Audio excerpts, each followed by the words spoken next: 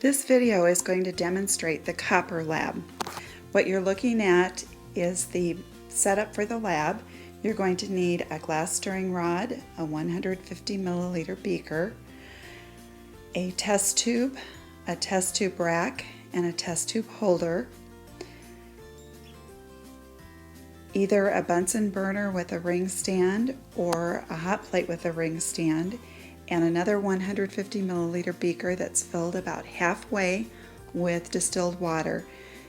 You'll need to go ahead and turn that on right away so that it's ready for reaction number 2.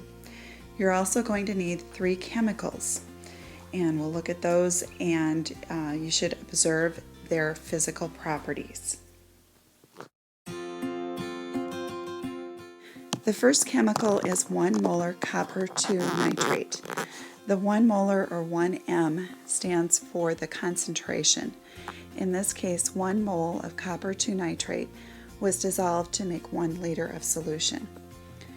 For each one of these chemicals, make sure that you record at least 2 things.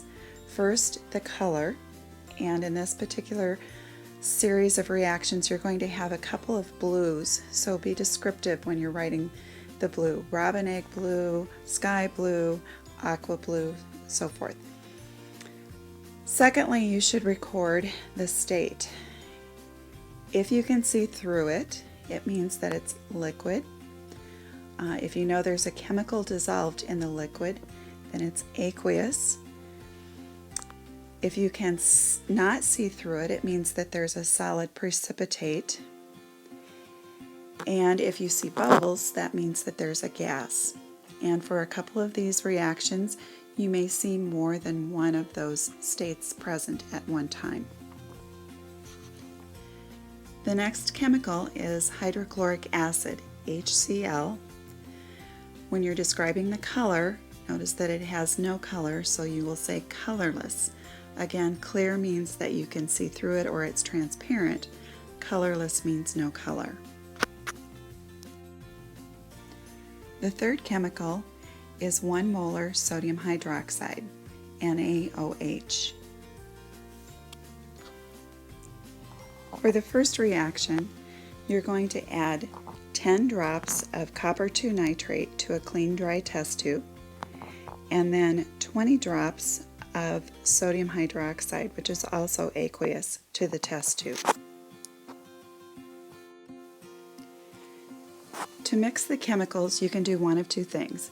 You can use the glass stirring rod, and if you use the glass stirring rod, be careful and stir gently because the glass against the glass could cause breakage. The second way is to form a C with your thumb and index finger and then tap the test tube between your fingers. It's also an effective way to mix the chemicals. This is the equation for the chemical reaction.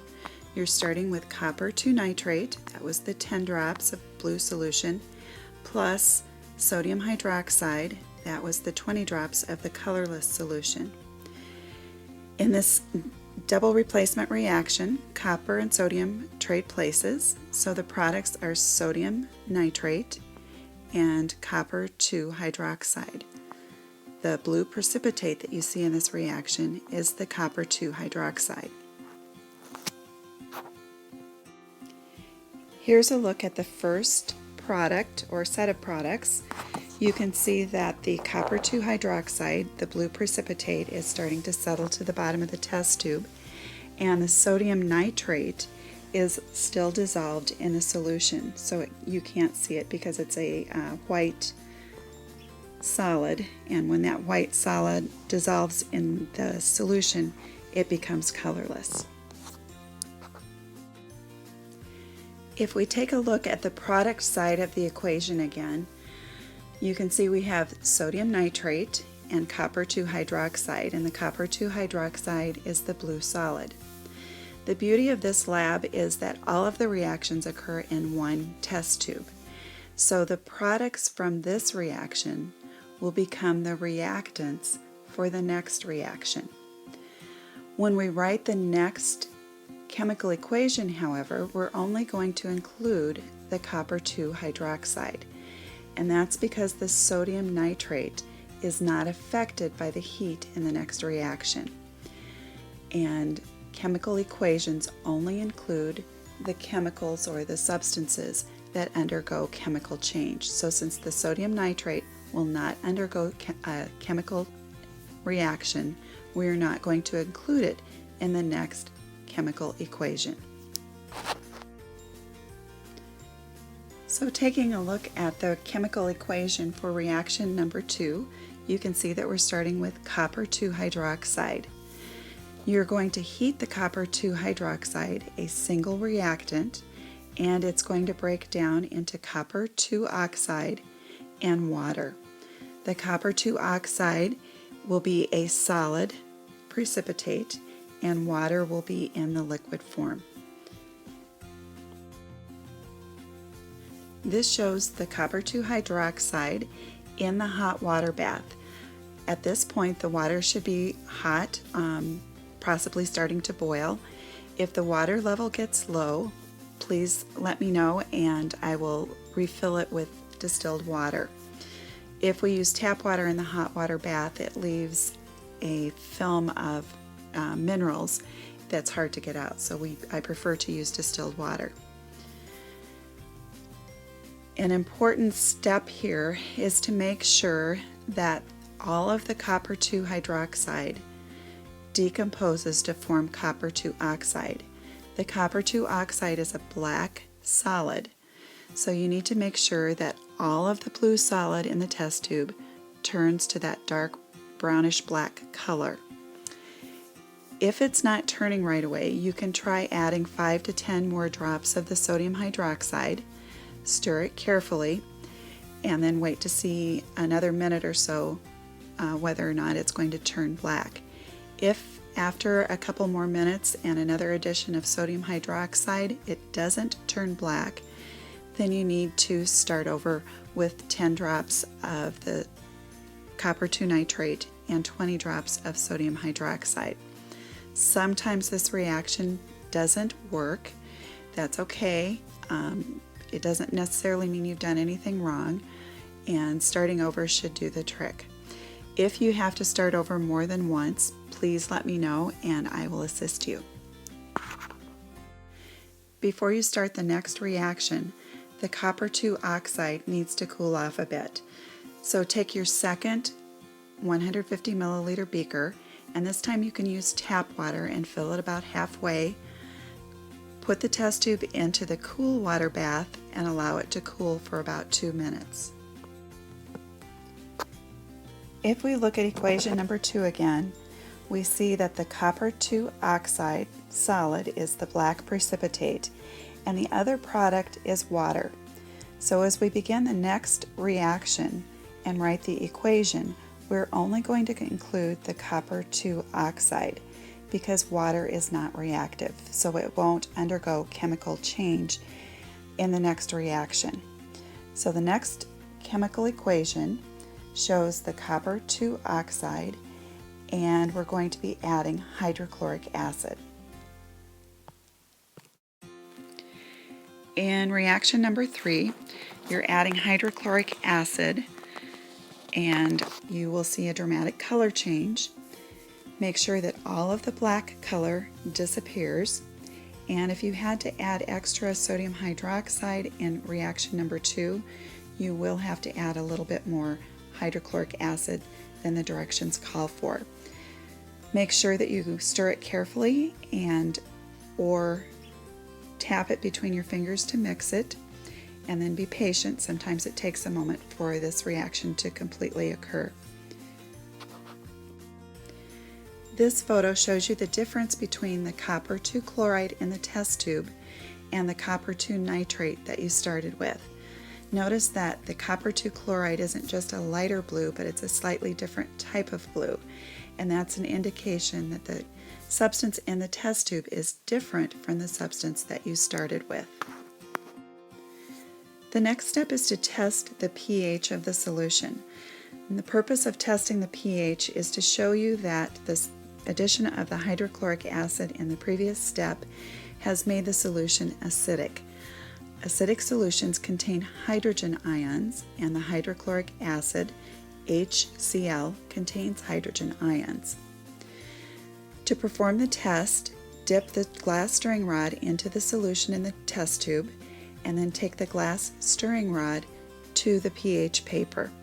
Never dip the pH paper into the solution because it's saturated with a chemical indicator, and that chemical can contaminate the solution in the test tube.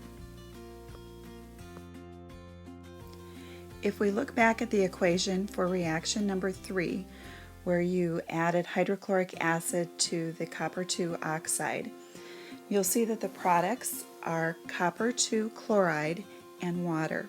So as we write the equations for reactions 4 and 5, we're only going to include the copper 2 chloride because, again, water will not undergo a chemical change.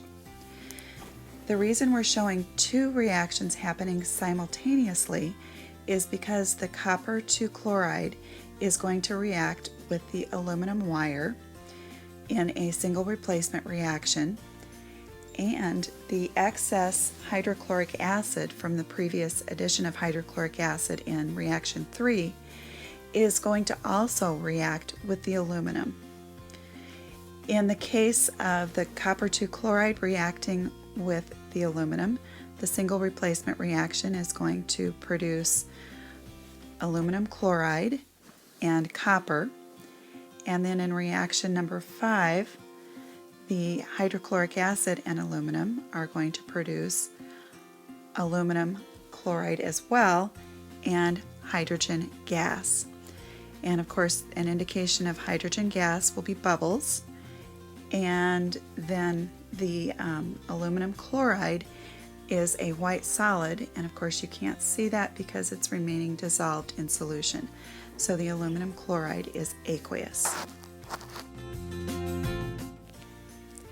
As you look at the products in the test tube, the brownish red substance is often mistaken for rust.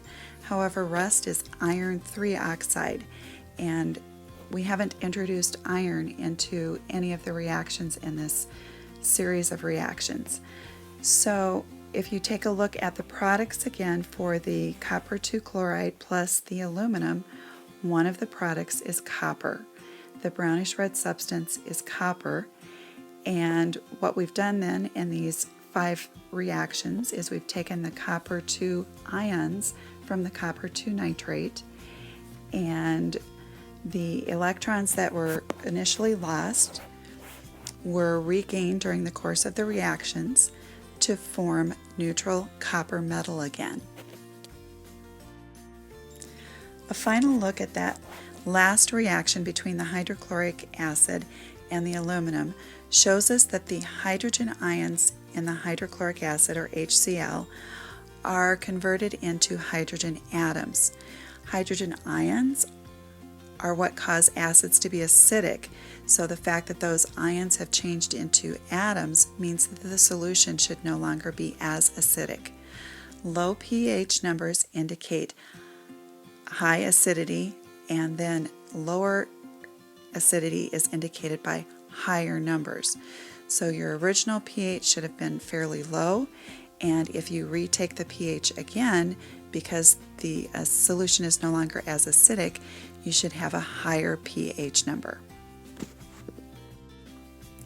This concludes the tutorial for the copper lab. You may watch it again if there are parts that you are still unsure about. Make sure that you have the chemical equations written down, and as you're in lab, record your observations thoroughly so that when you take the written portion of the test, you have good notes to use. Work safely in lab, and good luck.